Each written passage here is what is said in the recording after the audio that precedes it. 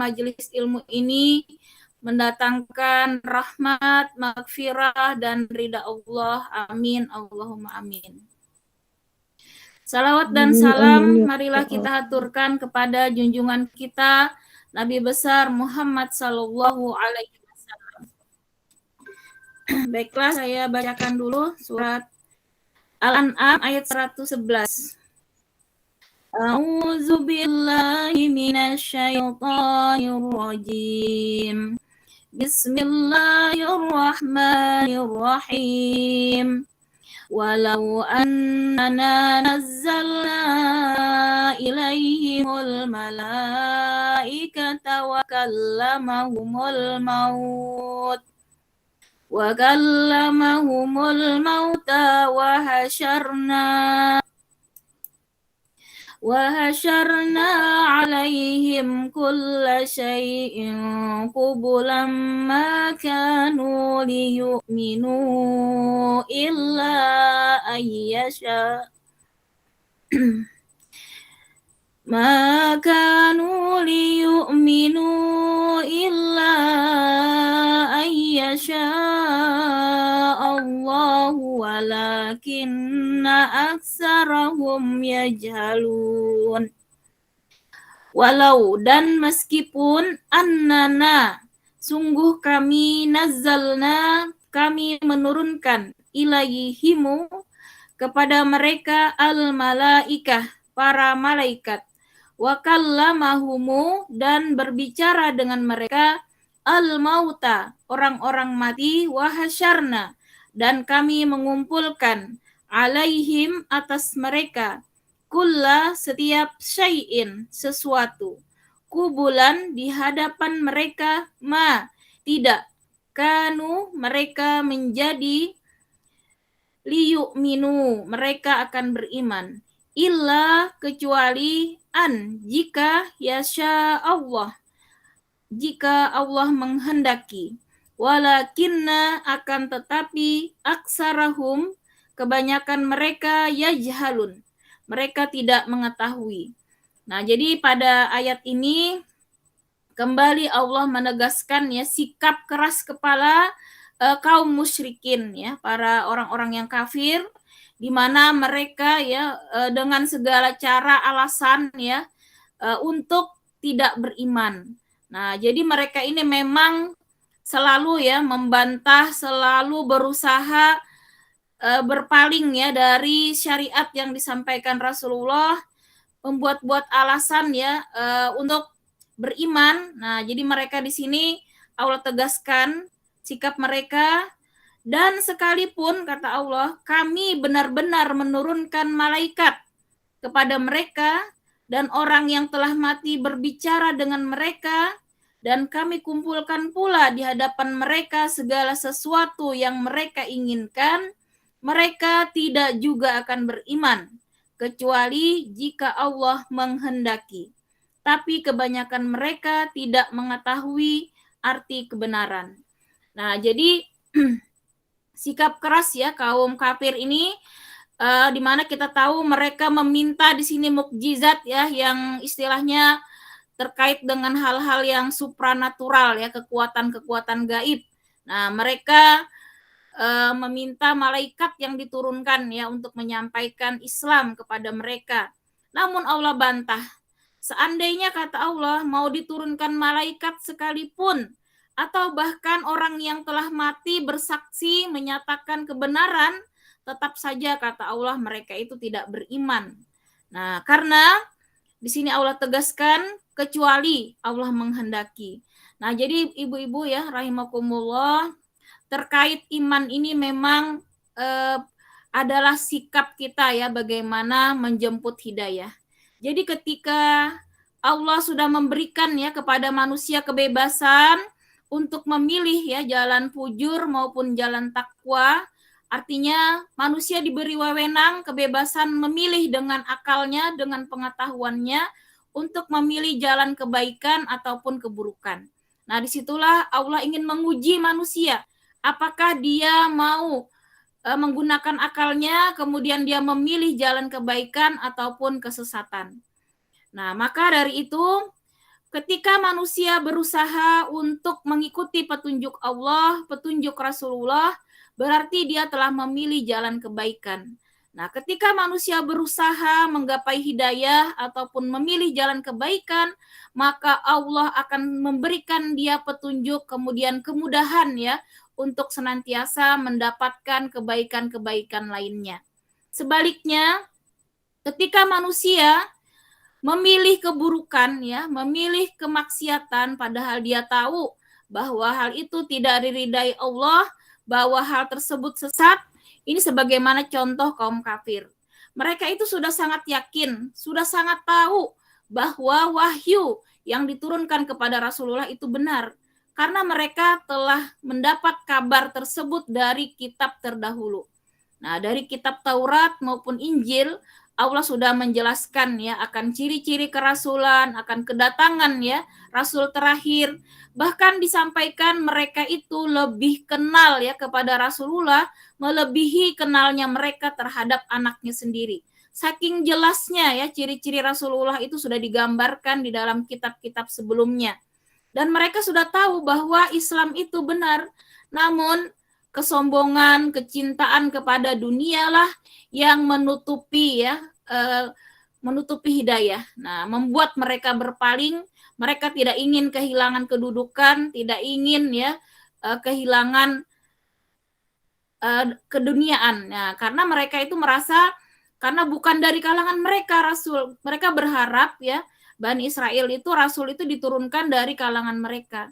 Namun ternyata Allah memilih dari kaum Quraisy. Nah, di mana kaum Quraisy ini adalah kita masih ingat Nabi Muhammad SAW ini adalah keturunan Nabi Ibrahim melewati jalur Ismail ya. Sementara kaum Yahudi ya itu kan adalah keturunan dari Nabi Ibrahim jalur Ishak ya, anak Nabi Ibrahim melalui Siti Sarah ya, keturunan Nabi Yakub dan seterusnya. Nah, itulah yang dikatakan kaum Bani Israel. Dan nabi-nabi memang banyak ya melalui keturunan Bani Israel tersebut. Karena itu mereka merasa mereka itu adalah kaum yang paling mulia, sehingga mereka menolak ya ketika Rasulullah terakhir ternyata yang mereka tunggu-tunggu bukan dipilih dari Bani Israel ya. Nah, inilah yang menutupi hati mereka ya untuk tidak mau menerima kebenaran. Ketika seseorang memilih dengan sadar ya untuk berada di jalan kesesatan, maka Allah akan menutup pintu hatinya ya. Kemudian di sini Allah juga akan menutup hidayah untuk orang-orang yang sudah memilih secara sadar yaitu jalan kesesatan. Nah, tidak mau memilih petunjuk. Jadi kita memang harus senantiasa berdoa kepada Allah untuk dilembutkan hati kita ya, untuk diluruskan hati kita, hati yang senantiasa berbolak-balik ini untuk senantiasa lurus, selalu mengikuti petunjuk Allah. Jangan sampai kita tergoda oleh rayuan ya setan. Nah, setan ini baik dari kalangan jin maupun dari manusia. Yang khususnya tentunya mengutamakan hawa nafsu ataupun keinginan-keinginan dunia, keinginan-keinginan yang bertentangan dengan syariat Allah. Jadi sebenarnya kesesatan itu karena pilihan ya, awalnya karena memilih kesesatan, maka akhirnya Allah murka ya, Allah murka dengan menutup ya, menutup hati mereka untuk tidak bisa menerima kebenaran. Nah, maka disinilah kata Allah, mereka tidak akan beriman juga walau Allah sudah tahu ya karena mereka memilih kesesatan maka mereka tidak akan Allah bukakan ya pintu hatinya.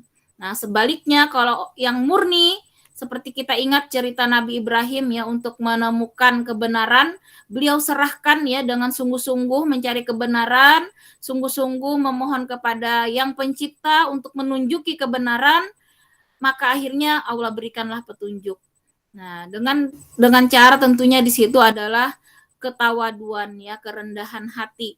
Nah, jadi memang untuk menggapai hidayah itu kita perlu merendahkan hati kita, tawadu ya, kita merasa kita itu memang tidak ada apa-apa. Begitu juga ibu-ibu sekalian ya dalam majelis ilmu, maka ternyata ya di dalam majelis ini orang yang paling banyak nantinya mendapat rahmat Allah ya di majelis kita ini adalah orang yang paling rendah hatinya, paling tawadu. Nah, jadi orang yang merasa paling rendah hati, tawadu ya, tidak ada kesombongan, maka diibaratkan seperti rahmat Allah itu digambarkan oleh para ulama seperti air ya, seperti air yang mengalir, di mana air itu menyenangi tempat yang rendah. Nah, jadi kalau tempat yang tinggi, air itu hanya numpang lewat ya, tidak menggenang. Nanti air terbanyak akan menggenang di tempat yang paling rendah. Nah, begitulah rahmat Allah akan diberikan ya kepada kita yang hatinya paling tawadu, yang hatinya paling rendah hati di sisi Allah. Tidak ada sedikit pun merasa hebat, tidak ada merasa ilmunya tinggi, tidak ada merasa punya kekayaan atau jabatan. Jadi benar-benar merasa kita itu benar-benar tidak ada apa-apanya ya, rendah hati, semuanya itu adalah milik Allah dan kita benar-benar bergantung kepada karunia Allah semata lah ya, rahmat Allah lah yang menghadirkan kita bisa di sini ya. Nah, itulah kerendahan hati, semakin tawadu maka rahmat Allah itu semakin besar didapatkan. Nah, seperti tadi air akan menggenang di tempat yang paling rendah. Nah, disitulah nanti rahmat Allah diberikan. Nah, begitulah ya ibu-ibu, dari ayat 111 ini kita diajarkan untuk senantiasa menjaga hati kita, mensyukuri iman kita dengan senantiasa menambah ilmu, kemudian juga berusaha mengamalkan dengan amal-amal soleh. Nah, jadi kita harus ingat bahwa di dalam hadis ya, hadis kedua, Allah tegaskan ya bahwa ada 4 pilar, ini kita tambah ya Bu ya, 4 pilar ya tegaknya Islam ya pada diri kita, yaitu yang pertama itu adalah iman ya, kemudian yang kedua adalah Islam, dan yang ketiga adalah ihsan, dan yang keempat itu adalah percaya kepada hari akhir. Nah, jadi keempat ini memang harus satu paket komplit ya, supaya keimanan kita ini tetap kokoh di dalam diri kita, tetap kuat. Nah, tentunya kepercayaan ya, keimanan kepada yang rukun iman itu kita harus benar-benar mantap ya, bahwa Allah lah yang menciptakan kita, kepada Allah lah kita menyembah, kepada Allah lah kita persembahkan hidup dan mati kita kepada Allah lah kita memohon pertolongan dan seterusnya. Nah, kemudian kepada iman ya, kepada yang 6 itu kita masih ingat ya, iman kepada Allah, malaikat, ya, kitab, rasul, hari akhir, dan juga kepada takdir Allah. Nah, kemudian iman yang kuat ini dibuktikan dengan ibadah yang maksimal, yaitu Islam. Nah, Islam ini kita berusaha tegakkan ya, rukun Islam yang 5. Nah, kita tegakkan semaksimal mungkin, semampu kita melakukan yang terbaik. Mulai dari syahadat kita sungguh-sungguh ya, kesaksian kita kepada Allah, Rasulullah itu benar-benar dari hati, ucapan lisan dan juga hati kita serta perbuatan kita menunjukkan bahwa kita benar-benar mengakui bahwa hanya Allah Tuhan kita, hanya Allah tempat kita bergantung, hanya kepada Allah kita memohon pertolongan. Nah, kemudian sholat kita ya, berusaha khusyuk, berusaha sholat yang terbaik. Kemudian puasa kita, zakat dan juga haji, semua itu kita berusaha tunaikan secara maksimal rukun Islam. Maka kemudian kita buktikan dengan akhlakul karimah, ihsan. Ihsan itu artinya kita menyadari bahwa Allah senantiasa melihat kita dimanapun kapanpun. Nah, karena kita yakin bahwa Allah Maha melihat, karena itu dengan pengawasan Allah, dengan keyakinan muraqabatullah ini, kita senantiasa melakukan ketaatan dan menghindari kemaksiatan dimanapun, kapanpun, walaupun kita sedang sendirian, kita berusaha untuk senantiasa dalam ketaatan. Itulah ihsan, sehingga memunculkan akhlakul karimah ya, karena kita berakhlak mulia semata-mata karena berusaha mengharapkan ridha Allah. Nah, kemudian keyakinan kepada hari akhir inilah yang membuat kita tidak lalai ya terhadap nikmat yang Allah berikan, kemudian nikmat umur, nikmat hidup, ya, nikmat sehat, kita gunakan secara maksimal. Di mana ada kesempatan, ada peluang melakukan amal soleh, lakukan. Nah, maka kita lakukan dengan yang terbaik. Nah, disitulah adalah bukti kita meyakini hari akhir, maka kita beramal secara maksimal dengan sempurna. Dan kita tidak terlena oleh dunia, karena kita yakin semua di dunia ini akan berakhir, ada hari akhir yang harus kita pertanggungjawabkan terhadap seluruh perbuatan kita di dunia. Nah, keempat pilar inilah dari hadis kedua ya, hadis Arba'in, bisa kita lihat nanti, ibu-ibu bisa dilihat bahwa 4 pilar ini harus kokoh ya di dalam diri kita supaya tadi ya dari ayat 111 ini kita punya kemampuan kekuatan ya yang Allah berikan untuk senantiasa mengikuti petunjuk maupun hidayah Allah.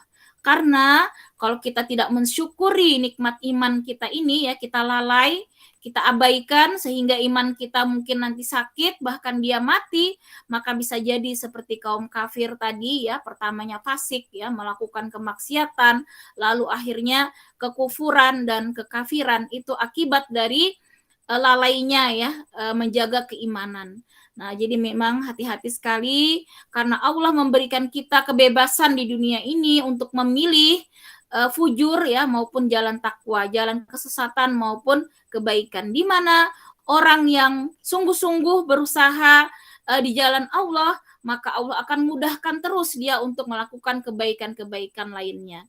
Sebaliknya orang yang memilih kesesatan, maka di sini tadi Allah tegaskan Allah akan tutup ya hatinya sehingga tidak mungkin kata Allah dia itu beriman kalau tidak atas kehendak Allah. Nah, dari ayat ini kita juga harus yakin, harus menyadari bahwa karunia iman ini benar-benar adalah karunia yang sangat besar yang telah Allah berikan kepada kita. Karena itu kita harus syukuri, harus kita jaga, jangan sampai lepas ya iman ini pada diri kita. Karena nikmat iman ini tidak semua orang diberikan. Kita bersyukur ya terpilih. Nah, bahkan paman Rasulullah sendiri tidak mendapatkan karunia ini. Maka kita harus benar-benar menyadari ya bahwa nikmat iman ini adalah nikmat terbesar dalam kehidupan kita yang harus kita syukuri dengan cara senantiasa melakukan ketaatan ya, kemudian menjauhi kemaksiatan dengan ilmu dan amal tadi, maka iman ini akan tumbuh subur ya. Demikianlah dengan iman yang kuat ini, semoga senantiasa kita diberikan kemampuan oleh Allah untuk selalu memilih jalan ketakwaan ya.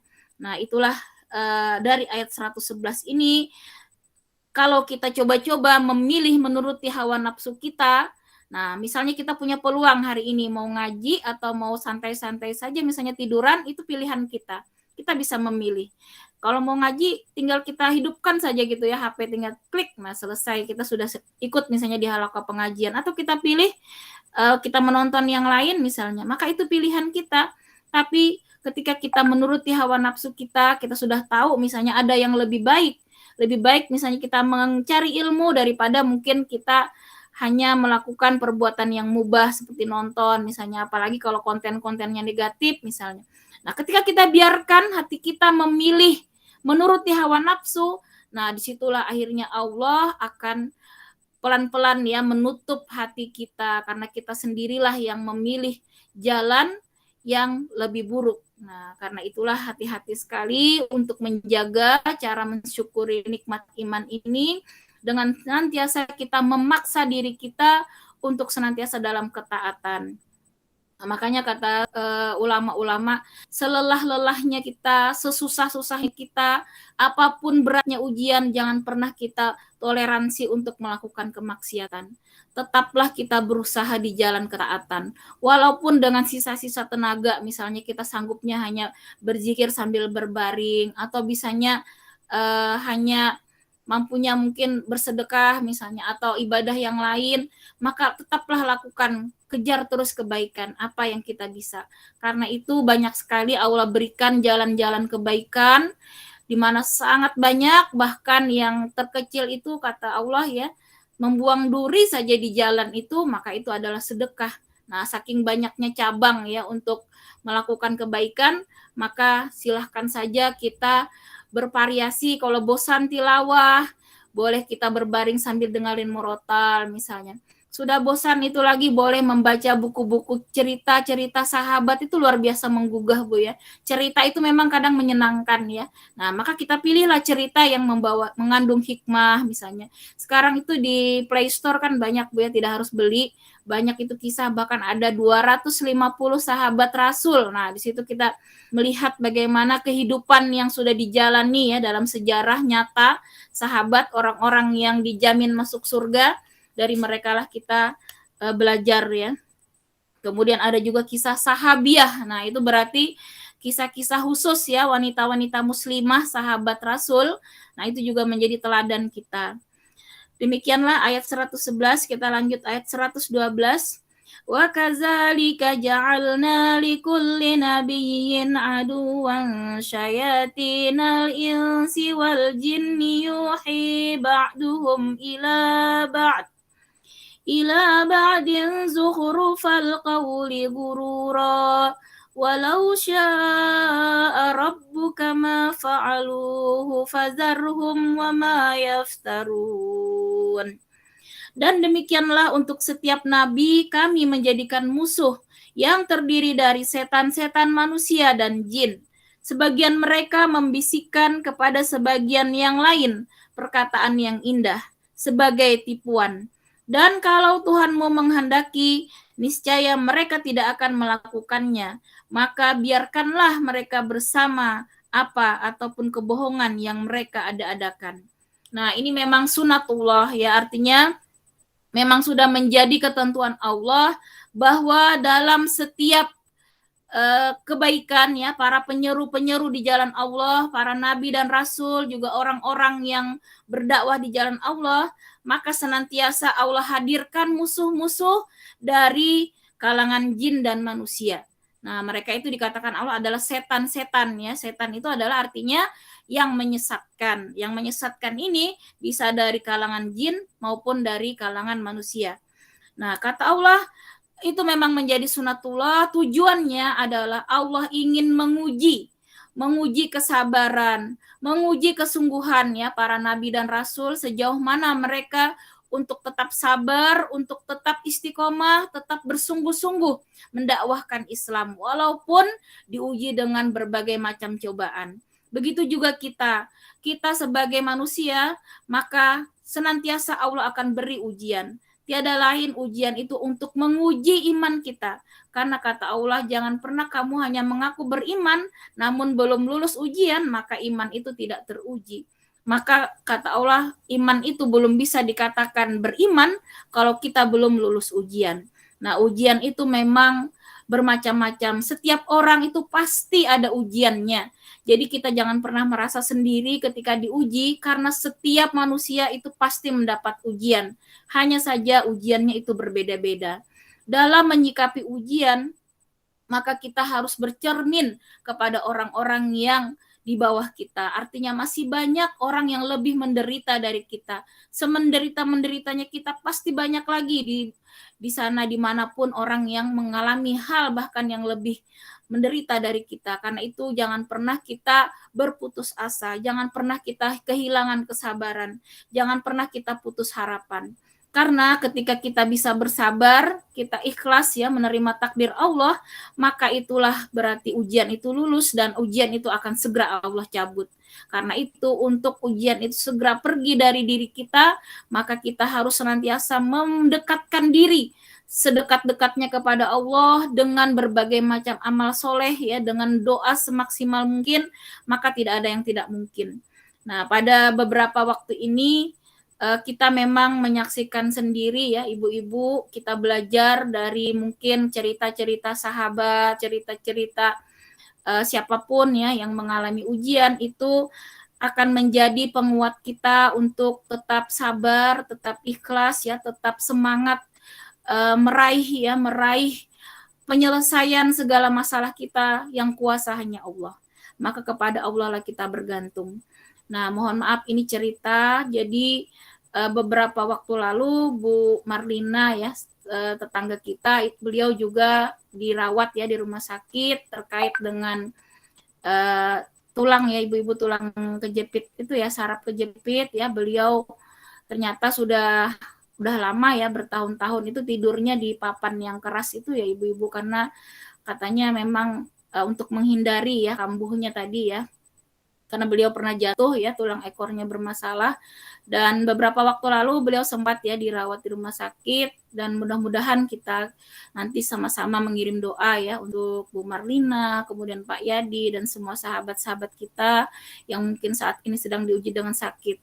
Nah, tapi saya salut ya dengan beliau, di tengah sakitnya beliau tetap bersyukur ya, mengucapkan alhamdulillah, karena kata beliau mengingat lagi temannya sendiri ya, sahabatnya sendiri, guru SMA 3 juga, Ibu Dahliana ya kalau tidak salah, teman beliau itu sekarang ada di RSUD, ibu-ibu, kondisinya itu awalnya kena kista, sudah dioperasi 3 kali ya, kemudian menjadi tumor, walau alam apa sekarang berubah jadi kanker, yang jelas itu sudah menjalar ya kemana-mana. Jadi beliau itu makan pun sekarang tidak bisa katanya, jadi setiap makanan masuk itu keluar lagi, sampai dibuatkan selang untuk makan dan untuk keluarnya, dan itu pun hanya lewat-lewat begitu, dan benar-benar kondisinya sangat sangat parah ya kalau Bu Marlina cerita. Nah, beliau mengingat itu, temannya ada yang lebih parah sekali, beliau masih bersyukur. Jadi nah, kita yang masih diberi Allah kesehatan ini juga menjadi pelajaran untuk kita, jangan pernah lalai untuk mensyukuri setiap nikmat dengan cara kita manfaatkanlah waktu-waktu yang Allah berikan saat kita sehat, saat kita masih punya harta, saat kita masih kuat, lakukanlah ibadah semaksimal mungkin. Kita tidak tahu sampai kapan kita masih bisa melakukan amal-amalan ini. Karena itu jangan pernah kita berputus asa dengan segala ujian, karena ternyata masih banyak sekali orang-orang ternyata yang diuji yang luar biasa berat, namun Allah karuniakan kesabaran ya, mudah-mudahan saja kita semua Allah karuniakan kekuatan iman ya ibu-ibu. Nah, tadi dari sini bahwa tadi ya kita harus sadar memang selalu ada yang namanya musuh tadi ya. Makanya kita sekarang melihat fenomena ada orang-orang yang sengaja ya, sengaja mengolok-olok Islam. Barusan saya juga lihat video, nauzubillah min zalik ya, ada 3 orang ibu-ibu menginjak Al-Qur'an ya, bersumpah-sumpah, nauzubillah min zalik. Enggak tahu tuh di mana ya. Astagfirullah ya, ibu-ibu luar biasa sekarang itu sudah melihat kejadian-kejadian. Saya tuh kadang sepintas aja cuman mau nyari sesuatu materi, pelajaran apa kok terlihat berita, nauzubillah ya. Ada 3 orang ibu-ibu tuh dengan sengaja menginjak-injak Al-Qur'an, nauzubillah min zalik. Jadi sudah banyak sekali sekarang Allah perlihatkan ya ayat-ayat ini, bahwa memang di setiap zaman itu selalu berulang orang-orang yang mirip Firaun, yang mirip Karun ya, kemudian yang mirip Abu Jahal. Semua itu akan terulang ya, ada lagi musuh-musuh. Makanya kita juga masih melihat bagaimana muslim masih ditindas ya, kemarin seperti di Rohingya misalnya, atau muslim Uighur ataupun di belahan lain, karena memang sejarah ini senantiasa berulang ya. Maka itu kita jangan pernah lepas ya untuk berpegang teguh kepada Al-Qur'an, kepada hadis ini, karena sehancur-hancurnya zaman ya, seberat-beratnya ujian, kalau kita masih berpegang teguh kata Allah ya kepada Al-Qur'an dan hadis, kemudian kita berusaha mengamalkan, maka semuanya akan Allah mudahkan ya. Nah, karena itu di sini ini tadi ya, ujian itu memang selalu diberikan ya. Jadi manusia bahkan itu kalau sudah membisiki keburukan bahkan lebih berbahaya dari kalangan jin. Nah, jadi kalau manusia yang mengajak pada kesesatan, maka mereka termasuk di sini musuh-musuh Allah, yaitu setan-setan dari kalangan manusia dan juga jin. Nah, mereka senantiasa membisiki dengan tipuan-tipuan agar kita di situ berpaling ya dengan Islam. Nah, mereka mengada-adakan kebohongan kata Allah. Dengan mulut manisnya, dengan rayuan dunia segala macam, maka sudah banyak orang yang tertipu ya, demi harta, demi kedudukan, akhirnya manusia menghalalkan segala cara. Makanya kita melihat sekarang dengan mudahnya orang menipu, kemudian orang berbuat curang, berbuat zalim, ya karena itu tadi ya, tipuan-tipuan dunia. Nah, mereka lebih mencintai dunia yang akhirnya mengesampingkan ya aturan-aturan Allah. Nah, kemudian kita lihat lagi ayat selanjutnya. walitasgha ilaihi afidatul ladzina la yu'minuna bil akhirati waliyardauhu waliyaqtarifu ma hum muqtarifun. Dan agar hati kecil orang-orang yang tidak beriman kepada akhirat tertarik kepada bisikan itu dan menyenanginya, dan agar mereka melakukan apa yang bisa mereka lakukan. Nah, jadi tipuan-tipuan setan ya, baik dari kalangan jin dan manusia, tujuannya di sini Allah jelaskan membuat hati orang-orang yang beriman itu tertarik ya kepada bisikan tersebut. Nah, jadi kalau orang-orang yang mengabaikan ya ajaran Allah tadi ya, mengabaikan akhirat, ya, mengabaikan keimanan kepada hari akhir, maka mereka akhirnya akan tertarik ya dengan bisikan-bisikan setan tersebut.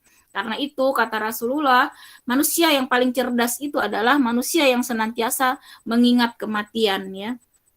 Kemudian ayat 114, afa ghairallahi abtaghi hakaman wa huwallazi anzala ilaikumul kitaba mufassala walladzina atainahumul kitaba ya'lamuna annahu munazzalun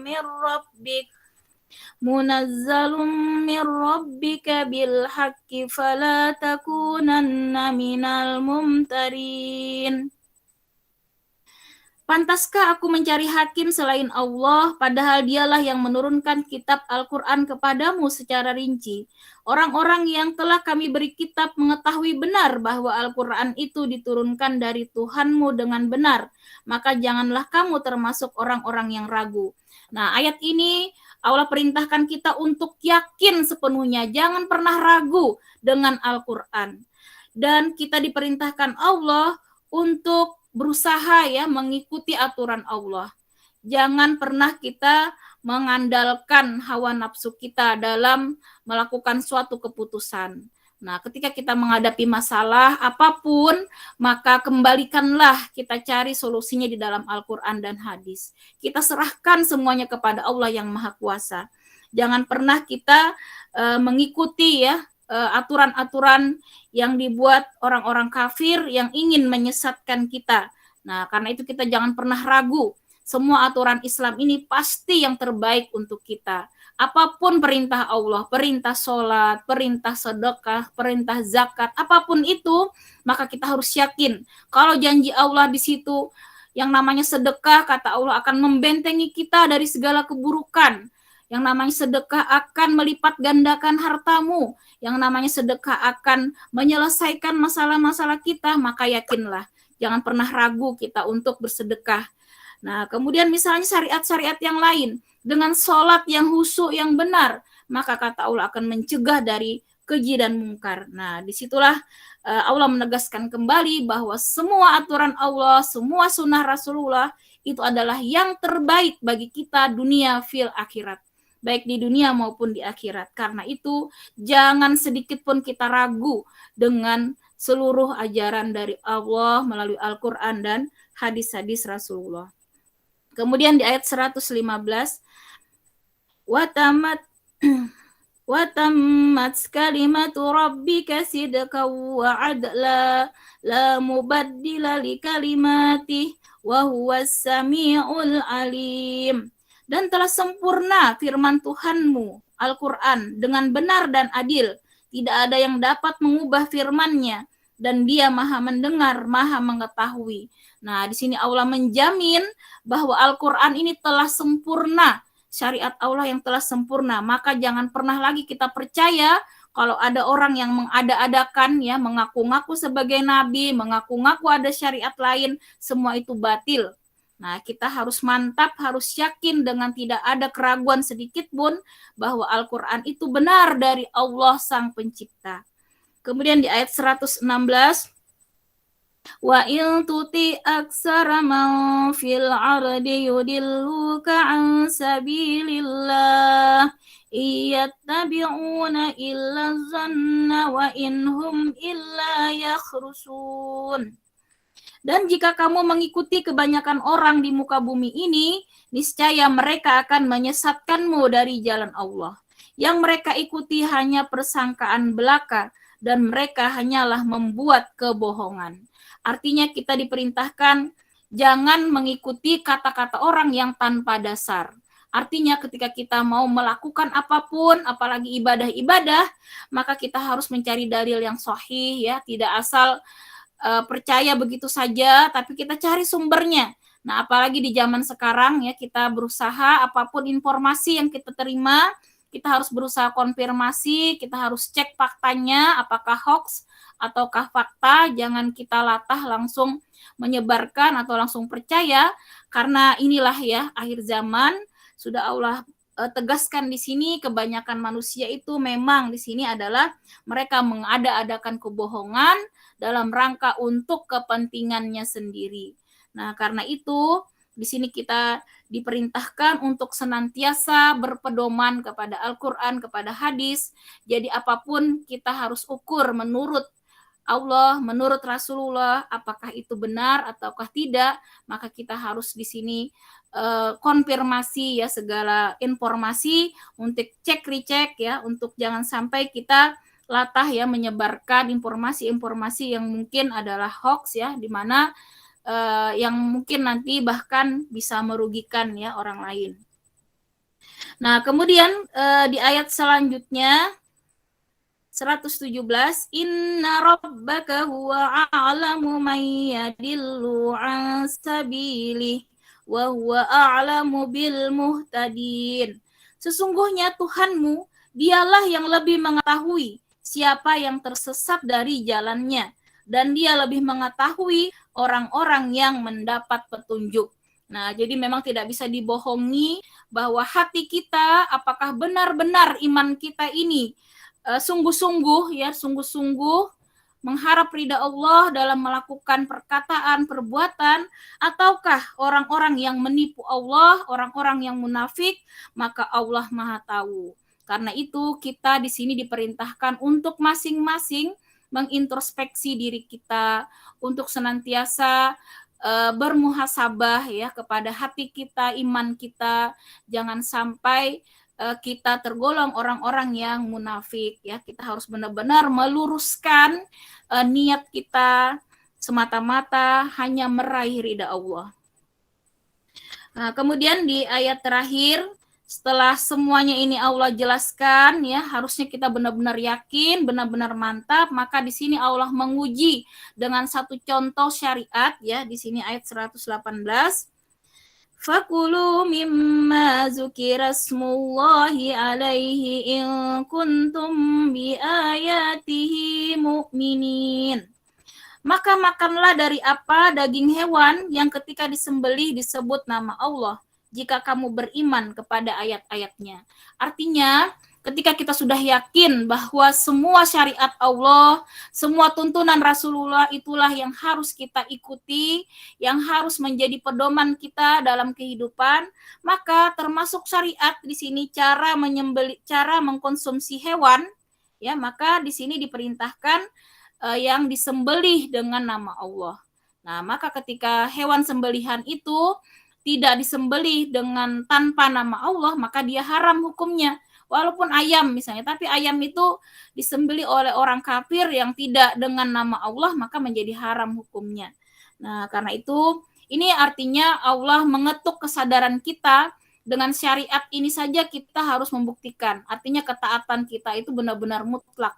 Walaupun dalam urusan mungkin urusan yang kecil ya, mungkin urusan yang kita anggap sepele, namun itulah bukti iman.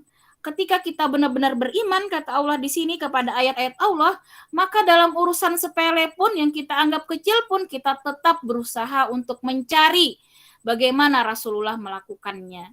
Nah, urusan sepele saja, misalnya ke kamar mandi gitu ya, atau misalnya kita apalagi urusan-urusan dalam kehidupan kita. Nah, urusan yang kecil-kecil mulai dari cara makan, cara berpakaian, ya, cara apapun, cara berhijab, cara menutup aurat, maka kita carilah bagaimana Islam mengatur. Nah, di sini ayat pertama yang Allah ujikan kepada kita bagaimana ketika kita memakan makanan, maka kita diperintahkan untuk memakan hewan yang disembelih dengan nama Allah. Nah, jika kamu benar-benar beriman, maka apapun syariat Allah, maka kita sami'na wa ata'na, maka kita ikuti dan kita mentaati, kita mengikuti. Wallahu a'lam bishawab. Demikian ibu-ibu, karena waktu jualah. Insya Allah pertemuan kita akan kita lanjutkan pada pertemuan selanjutnya. Sebelum kita berdoa, mungkin Mbak Reni, bagaimana kabarnya Mbak Reni? Assalamualaikum.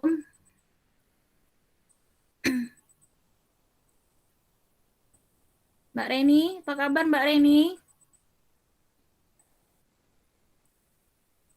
Cek. Kedengaran Bu suara saya, Bu? Mbak Dewi, cek sound, kedengaran Mbak?